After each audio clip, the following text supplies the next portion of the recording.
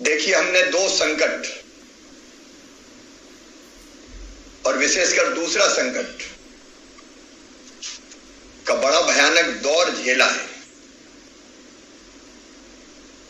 हमारे प्रधानमंत्री जी ने हर संकट में देश का नेतृत्व किया है और समय रहते ही हमारे प्रधानमंत्री जी ने हमको सारी सावधानियां रखने का हम लोगों को भी निर्देश दिया है और सीधे जनता के बीच भी उन्होंने क्या क्या सावधानी रखनी चाहिए ये मैसेज किया है। अब ये सही समय है कि हम आज ही चेत जाएं। आप सब जिम्मेदार लोग हैं, जनता का नेतृत्व करते हैं। अगर आज हमने सावधानी नहीं रखी तो परिस्थितियां फिर बहुत संकटपूर्ण हो जाएगी। मेरे मित्रों, मैं किसी भी कीमत पर नहीं चाहता कि फिर से लॉकडाउन जैसी परिस्थितियां बने, काम धंधे उजड़ जाए और जिंदगी बहुत कठिन दौर से गुजरे। और इसलिए उपाय है हमारे पास। हम आज से ही सावधान हो जाएं। मैं चिंतित हूं, मैं सच आपको बता रहा हूं। कल मैंने भोपाल के साथ बैठक की, क्योंकि अलग अलग लोकेशंस पे अभी मिल रहे हैं वो ओमिक्रॉन नहीं है, लेकिन अभी एसीएस ने जो प्रेजेंटेशन आपके सामने किया ओमिक्रॉन के बारे में, अगर वो 5 गुना ज्यादा तेजी से फैलने वाला वेरिएंट हुआ, उसमें बार बार परिवर्तन 50 के आसपास हो चुके हैं, तो आप कल्पना कर सकते हैं कि हम तमाम व्यवस्थाएं करने के बावजूद भी अगर संक्रमण तेजी से फैला तो हम क्या करेंगे। मैं कोई असहाय नहीं हूं। सारी सावधानियां और व्यवस्थाएं करने के मैंने निर्देश दिए हैं और आज आपसे भी कह रहा हूं, संबंधित अधिकारीगण, जनप्रतिनिधिगण अस्पताल जाएंगे, देखेंगे वहां व्यवस्थाएं, सारी सावधानी रखनी है। अस्पताल के बेड, ऑक्सीजन की लाइन, कंसंट्रेटर, दवाइयों की व्यवस्था। आज ऑक्सीजन प्लांट को भी चला के देखना है, तो ऑक्सीजन प्लांट चला के देखना है ताकि वो ठीक से चल रहे हैं कि नहीं चल रहे हैं। और नहीं पता चला कि ऑक्सीजन प्लांट हमारे काम ही नहीं कर रहे हैं इन टाइम। और इसलिए मैंने आज निर्देश दिया है कि इस बैठक के बाद, चर्चा के बाद अधिकारीगण भी और जनप्रतिनिधिगण भी अस्पताल जाएंगे। मैं एक क्षण का विराम अभी दे रहा हूं और फिर मैं मेरी चर्चा जारी रखूंगा।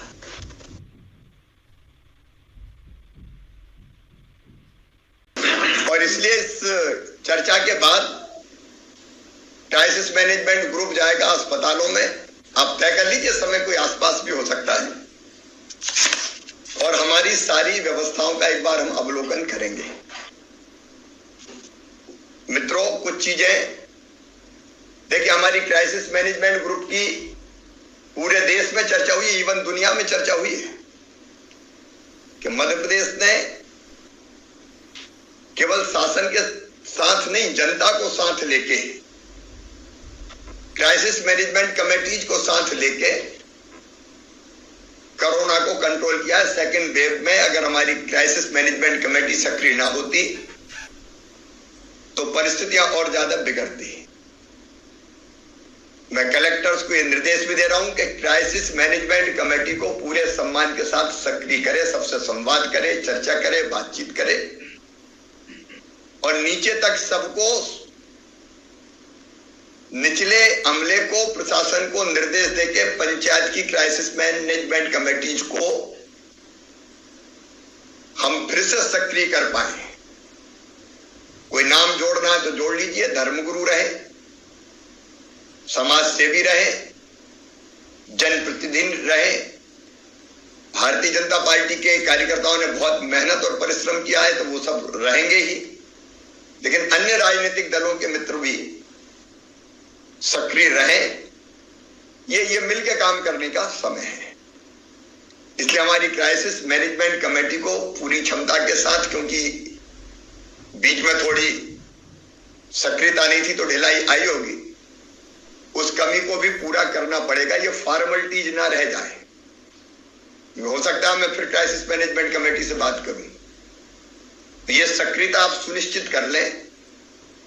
और कुछ चीजें मैं फिर आपसे आग्रह कर रहा हूं जो करना बहुत जरूरी है, क्योंकि अस्पताल के बिस्तरों की जरूरत नहीं पड़नी चाहिए। हमारी भरसक कोशिश ये रहेगी, लेकिन सावधानी का मतलब सबसे पहला टेस्ट। 70,000 टेस्ट होना, आप जिलों को आवंटित कीजिए और जिलों को वो टेस्ट करने होंगे। और मैं क्राइसिस मैनेजमेंट ग्रुप के सदस्यों से अपील करता हूं कि टेस्ट करवाने के लिए लोगों को प्रेरित करें। मैं स्वयं हर सप्ताह टेस्ट करवाता हूं। इसमें क्या दिक्कत है, क्योंकि टेस्ट से ही तो तत्काल पता चलेगा। पता नहीं क्या, और वो कैरियर बनकर घूमता रहा तो कई को संक्रमित कर देगा। इससे भोपाल में कई लोकेशंस पे लोग आए हैं जो पॉजिटिव है। अगर हम सावधानी नहीं रखेंगे तो भोपाल में चारों तरफ फैलेगा। और फिर ये बात सही कही है सीएस से भोपाल, भोपाल इंदौर, इंदौर से फिर आसपास। वही कहानी है जो पहली बार हमने देखी, दूसरी बार देखी। भोपाल, इंदौर, जबलपुर, फिर यही शहर विस्तार का कारण बनते हैं। और इसलिए टेस्ट कराना ही है, ताकि अगर है तो तत्काल पता चल जाए। और टेस्ट के बाद जो प्रक्रिया है, अगर पॉजिटिव आ रहा है तो अभी संख्या बहुत कम है। होम आइसोलेशन अगर पुख्ता हो सकता है तो ही होम आइसोलेशन की बात करें। घर में कमरे ही नहीं है अलग रहने के लिए और कहो होम आइसोलेट कर दिया, तो ये बिल्कुल नहीं होगा। फिर अस्पताल ले जाएं, नहीं तो पूरे घर को संक्रमित कर देंगे। और जो घर जहां पॉजिटिव आ जाए वो पूरी तरह से कंटेन कर दिया जाए, उसको अलग थलग करना, वहां चिपका दो। इसमें कोई शर्म की बात नहीं है। आसपास के लोगों को सावधान कर दो कि यहां कोरोना का पॉजिटिव केस मिला है, पेशेंट मिला है। लेकिन संक्रमण ना फैले, इसके लिए सबसे जरूरी चीज है जो बहुत आसानी से की जा सकती है, वो है मास्क लगाना। मैं आप सबसे भी प्रार्थना करता हूं, विशेषकर हमारे मंत्रीगण बैठे हैं, जनप्रतिनिधिगण बैठे हैं, कि आप मास्क लगाएंगे तो लोग आपको देख के लगाएंगे, और हम ही नहीं लगाएंगे तो हम बाकियों को क्या सिखाएंगे। और इसलिए हम अपील भी करें, मैं भी मास्क लगवाने निकलूंगा लोगों से, आप भी जहां जाएं मास्क साथ रखें और लोगों को लगाने का आग्रह करें। क्योंकि मास्क से संक्रमण का बचाव 90% के आसपास, अगर मास्क लगाए तो 90% संभावना कम हो जाती है कि हम संक्रमित होंगे दूसरे से।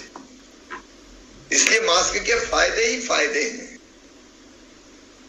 इसलिए टेस्ट करवाना, मास्क लगवाना, टेस्ट के बाद घर में अगर जगह उपयुक्त पाई जाती तो ही घर में रहेगा, नहीं अस्पताल में ले जाना। और कंटेनमेंट एरिया नहीं बनाना, कंटेनमेंट घर को बना दो बस। ये इस घर के आसपास भी यार दिक्कत है, वो हमको बहुत जरूरी लगता है। फिर ट्रीट करनी है, इलाज की व्यवस्था हम करेंगे ही। तो मुझे लगता है ये चीजें आज हम कर लेंगे तो इतनी तेजी से नहीं फैलने देंगे। अब अभी तक जो जानकारी मिल रही है कि 5 गुना ज्यादा तेजी से फैलेगा, तो उसके हिसाब से हमको सावधानी रखना बहुत जरूरी है। और फिर जो एक बात और मैं दोहरा रहा हूं बार बार, हम सबका परम कर्तव्य है कि हम फर्स्ट डोज लगभग पूरा हो गया है। कुछ जिलों में 90 से कम है, वो 90 तक तो पहुंचने ही है। एकदम नहीं है अलग बात है, लेकिन घर घर 10 तक मैं जनप्रतिनिधि मित्रों को भी अपील करना चाहता हूं। आज मैं कार्यक्रम में अपने क्षेत्र में जा रहा हूं, मैं कुछ घरों में जाऊंगा, कहूंगा कि सेकेंड डोज लगवाया कि नहीं लगवाया। आपको दस्तक देना है प्रेरित करने के लिए। एक मास्क के लिए सड़कों पर उतरे, दूसरे टीके के लिए सड़क पर उतरे। आज महाअभियान है, आगे भी महाअभियान के कदम हम डेट्स हम अभी तय करेंगे। लेकिन मित्रों, ये स्थापित तथ्य है कि अगर आपने दोनों डोज लगवाए हैं तो संक्रमण से लड़ने की क्षमता शरीर में पैदा होती है। संक्रमण होगा भी तो उतना गंभीर नहीं होगा। मतलब टीका लगाना लोगों की जिंदगी बचाने का काम है। अब इससे पवित्र काम कोई हो ही नहीं सकता। इसलिए मैं भी आग्रह करूं, आप भी आग्रह करो। और दिसंबर में जैसी आशंका है, क्योंकि ओमिक्रॉन तो फैल रहा है, हम तो जो देख रहे हैं आंखें बंद करके कैसे बैठे। हम शुतुरमुर्ग की तरह थोड़ी हो सकते हैं कि रेत में मुंडी गड़ा लें और कहेंगे अभी तो नहीं है हमारे यहां, अभी तो नहीं है हमारे यहां। जो संभावना है दुनिया के कई देशों में फैल गया, ये आ गया तो हम क्या करेंगे। इसलिए हम टीके के दूसरा जो डोज है वो किसी भी हालत में दिसंबर में कंप्लीट करना है। और दिसंबर का 31 दिसंबर का इंतजार नहीं करें। हम इंदौर ने 85% कर लिया तो 2 दिन में खत्म करे, 3 दिन में खत्म करे। जिन जिलों ने अच्छा काम किया वो फटाफट खत्म करें इसको, ताकि हम शरीर को इस लायक बना सकें लोगों के उसका इतना असर ही ना हो कि अस्पताल जाना पड़े। और जो पीछे रह गए उनमें कमिश्नर, कलेक्टर, प्रभारी अधिकारी, उस क्षेत्र के विधायक, माननीय सांसद और बाकी जनप्रतिनिधियों को साथ लेके घर घर दस्तक दो भाई। मेरे लिए सेकंड डोज से बड़ा कोई काम नहीं है आज की तारीख में। और इसलिए उसको पूरा किसी भी हालत में कीजिए। मैं भी करूंगा, आप भी करें, बाकी सब कामों में से टाइम निकाल के। बाकी सारी व्यवस्थाएं करने में हम कोई कसर नहीं छोड़ेंगे। जो सावधानियां वो वही है जो पहले थी। मास्क लगाएं, दूरी। देखिए, हम किसी चीज पर भी प्रतिबंध नहीं लगा रहे। केवल बच्चों के स्कूल जाने पे हमने 50% संख्या की है, क्योंकि उनको वैक्सीन नहीं लगी है और कुछ जगह बच्चे संक्रमित हुए हैं। इसलिए वो 50% मतलब दूरी बना के स्कूल जाएंगे। लेकिन हमको अभी प्रतिबंध में लगाना भी नहीं चाहता, लेकिन सावधानी रखवाना चाहता हूं। बंद हॉल में ज्यादा लोग ना हो, ये सावधानी रखें। क्योंकि एक भी रहा और सांस निकली उसकी और एकदम बंद रहा तो वो फिर संक्रमित होने का खतरा बहुत बढ़ जाता है। शादी विवाह हो, बाजार जाएं, उसमें आपत्ति नहीं है, लेकिन भीड़ से बचे अनावश्यक। सोशल डिस्टेंसिंग के बारे में आग्रह शुरू हो जाए कि दुकान पे अगर सामान लेना है तो झुंड में ना लें, एक के बाद एक लें। ये एजुकेट करना पड़ेगा हमको, संक्रमण का प्रसार ना हो। इसलिए तो जो गोले बनाने का काम है, दूरी रखने का काम है, आए जाएं, लेकिन वो करना पड़ेगा हमको। नहीं करेंगे तो हम संकट में फंसेंगे भाई। हाथ साफ करने की आदत हमारी होनी चाहिए हमेशा, धोने की भी और सैनिटाइज करने की भी। तो ये अनावश्यक भीड़ भाड़ से बच के, मास्क लगा के और सावधानियां रख के हम बड़े संकट से बच सकते हैं। सब ये भी सुनिश्चित कर लें कि हमारे अमले को ट्रेंड कर ले। वैसे तो ट्रेंड है, लेकिन अगर आ गई लहर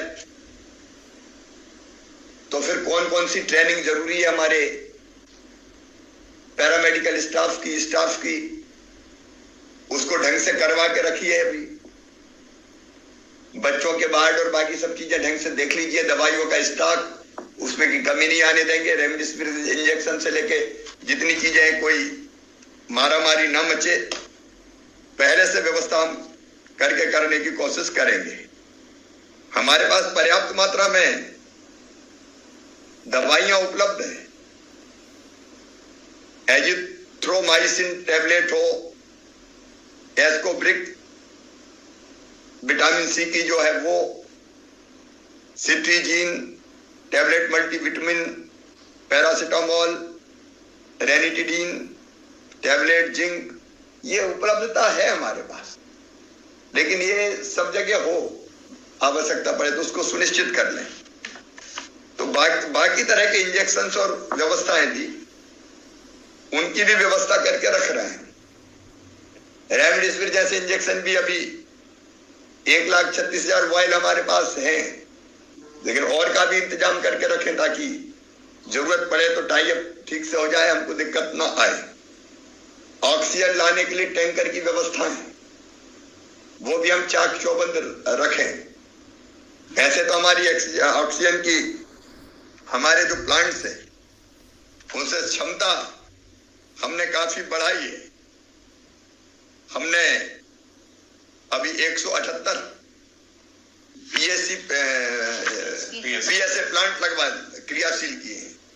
आज आप लोग जाके देखोगे, उनका परीक्षण करोगे। 148 अभी चालू है। 148 उनमें से चालू है, बाकी को भी ट्रायल में 148 अभी चालू है। अच्छा, मॉक ड्रिल चालू है, मॉक ड्रिल चालू है, लेकिन आप लोग भी जाके देखें तो मुझे लगता है उससे कॉन्फिडेंस आएगा। ऑक्सीजन लाइन, अच्छा उसमें ऑक्सीजन गैस की शुद्धता देख लें, कलेक्टर्स खुद देख लें कि जो ऑक्सीजन आ रही है वो एकदम शुद्ध है कि नहीं। कई बार पता चला ऑक्सीजन तो आ रही है लेकिन पूरी तरह से वो मनुष्य के उपयोग की नहीं है, तो उसकी शुद्धता भी आप लोग देख लें।